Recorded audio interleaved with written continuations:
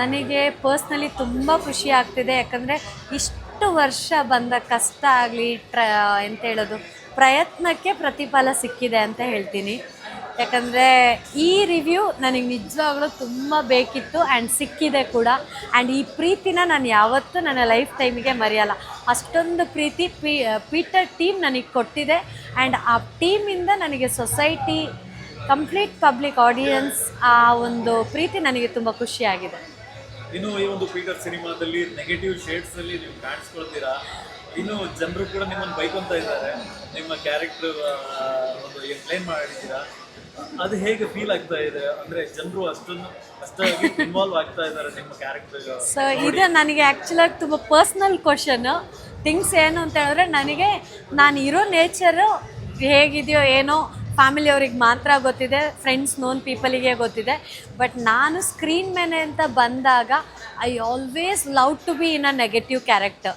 Even ಸೀರಿಯಲಲ್ಲಿ ನಾನು ಯಾವತ್ತೂ ಮನೇಲಿ ನಮ್ಮ ಮನೆಯವರೆಲ್ಲ ಸೀರಿಯಲಲ್ಲಿ ನೋಡ್ತಾ ನೆಗೆಟಿವ್ ಕ್ಯಾರೆಕ್ಟರಿಗೆ ಬೇಯ್ತಾ ಇದ್ದರೆ ನಾನು ಆ್ಯಕ್ಚುಲಾಗಿ ತುಂಬ ಅಪ್ರಿಷಿಯೇಟ್ ಮಾಡ್ತೀನಿ.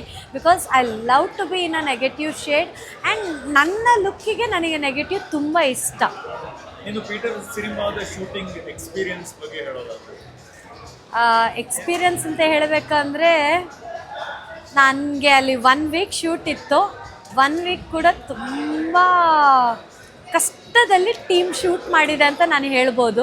ಯಾಕಂದರೆ ಈಚ್ ಆ್ಯಂಡ್ ಎವ್ರಿಥಿಂಗ್ ನೀವು ಏನು ವಾವ್ ಅಂತ ಆನ್ ಸ್ಕ್ರೀನಲ್ಲಿ ನೋಡ್ತೀರಾ, ಅದಲ್ಲಿ ವಾವ್ ಆಗಿ ಇರಲಿಲ್ಲ. ಅಷ್ಟೇ ತುಂಬ ಡಿಫಿಕಲ್ಟ್ ಆ ಮಳೆ ಜೊತೆಗೆ ಕಂಜೆಸ್ಟೆಡ್ ಪ್ಲೇಸ್ ಆ್ಯಂಡ್ ಅದ್ರ ಜೊತೆಗೆ ತುಂಬ ತುಂಬ ಡಿಫಿಕಲ್ಟ್ ನೇಚರಲ್ಲಿ.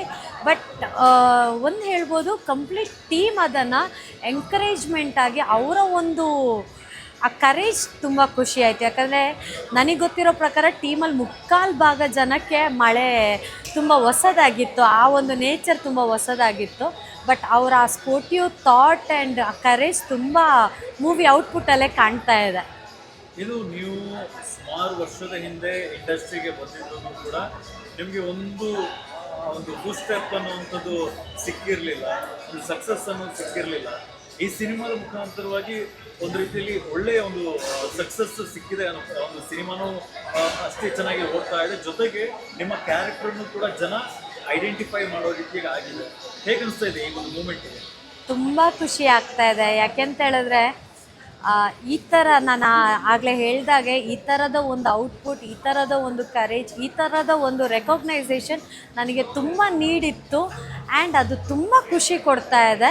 ಆ್ಯಂಡ್ ಸ್ಕ್ರೀನಲ್ಲಿ ನನಗೆ ನೋಡುವಾಗ ತುಂಬ ಖುಷಿ ಅನ್ನಿಸ್ತಾ ಇದೆ. ಯಾಕಂದರೆ ಓಕೆ, ನನಗೆ ಆ್ಯಕ್ಟಿಂಗೇ ಬರಲ್ಲ, ಮಾಡಲಿಂಗ್ ಮಾಡ್ತಿದ್ದವಳು, ಫೋಟೋಶೂಟ್ ಮಾಡ್ತಿದ್ದವಳು, ಆ್ಯಕ್ಟಿಂಗೆಲ್ಲ ತುಂಬ ಡಿಫಿಕಲ್ಟ್ ಅಂತ ನಾನೇ ಡಿಮೋಟಿವೇಟ್ ಮಾಡ್ಕೊಂಡು ಸ್ಟೆಪ್ ಬ್ಯಾಕ್ ಆಗಿರೋದು ತುಂಬ ಇದೆ.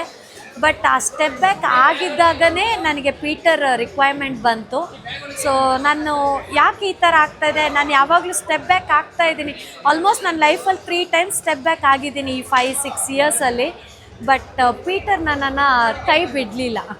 ಇದು ನೆಕ್ಸ್ಟ್ ಮುಂದಿನ ಸಿನಿಮಾಗಳು ಸಿಕ್ಕರೆ ಯಾವ ಥರದ ಕ್ಯಾರೆಕ್ಟರ್ನ ಮಾಡಬೇಕು ಅಂತ ಅನ್ಕೊಳ್ತಾರೆ? ಸರ್, ನಾನು ಒಂದು ಹೇಳೋಕ್ಕೆ ಇಷ್ಟಪಡ್ತೀನಿ, ನನ್ನ ಫೇಸ್ ನೋಡಿ ಓಕೆ ಇವಳನ್ನ ಒಂದು ಕ್ಯಾರೆಕ್ಟರಿಗೆ ರೆಕಗ್ನೈಸಿಗೆ ಆಗ್ಬೋದಾ ಅಥವಾ ಇವಳನ್ನ ಈ ಕ್ಯಾರೆಕ್ಟರಿಗೆ ಫಿಟ್ ಆಗ್ಬೋದಾ ಅಂತ ಜಡ್ಜ್ ಮಾಡೋ ಬದಲು ಪ್ಲೀಸ್ ನನ್ನನ್ನು ಆ ಕ್ಯಾರೆಕ್ಟರಿಗೆ ಟ್ರೈನ್ ಮಾಡಿದ್ರೆ ಖಂಡಿತ ನನ್ನ 200% ನಾನು ಯಾವುದೇ ಥರ ಕ್ಯಾರೆಕ್ಟರ್ ಬಂದು ಮಾಡೋಕ್ಕೆ ರೆಡಿ ಇದ್ದೀನಿ. ಯಾಕಂದರೆ ನನಗೆ ಆ ಒಂದು ಇಂಟ್ರೆಸ್ಟ್ ಇದೆ.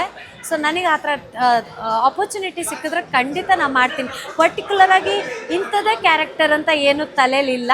ಬಟ್ ರೆಕಗ್ನೈಸ್ ಸಿಗುವಂಥ ಕ್ಯಾರೆಕ್ಟರ್ ಸಿಕ್ಕಿದ್ರೆ ಖಂಡಿತ ಮಾಡ್ತೀನಿ.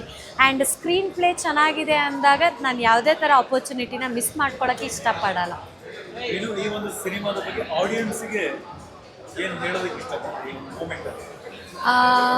ಆಡಿಯನ್ಸಿಗೆ ನಾನು ಬಂದು ಹೇಳೋದಿಷ್ಟೇ, ನೀವು ಎಲ್ಲೋ ಕೂತ್ಕೊಂಡು ಏನು ಮೂವಿ ಚೆನ್ನಾಗಿದೆಯಾ ಇಲ್ವಾ ಅನ್ನೋದಕ್ಕಿಂತ ಹೆಚ್ಚಾಗಿ ಬಂದು ಕೂತು ನೋಡಿ, ಆವಾಗ ನಿಮಗೆ ಅಂದರೆ ನೀವು ಬಂದಿರೋದಕ್ಕೆ ಎಲ್ಲೂ ಯಾವುದೇ ಥರ ಮೋಸ ಇಲ್ಲ ಅನ್ನೋದನ್ನಂತೂ ನಾನು ಹೇಳ್ತೀನಿ. ಯಾಕಂದರೆ movie complete family, friends, youth, ಒಂದು ಒಳ್ಳೆ ಮೆಸೇಜ್ ಎಲ್ಲನೂ ಇನ್ವಾಲ್ವ್ ಆಗಿರುವಂಥ ಒಂದು ಸ್ಟೋರಿ.